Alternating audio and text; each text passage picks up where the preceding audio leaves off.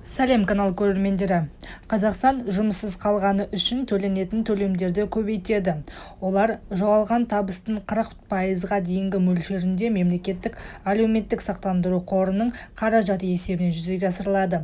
Мемлекет басшысының Қазақстан халқына жолдауында айтылған тапсырмаларын орындау мақсатында 2023 жылғы 1 қаңтардан бастап мемлекеттік әлеуметтік сақтандыру қорынан жұмысынан айырылғандардың жағдайына төленетін төлемдердің мөлшері орта есеппен, яғни 13%-ды құрайтын есепке ұлғаяды, деп хабарлайды алматы.тв закон.кз сілтеме жасап.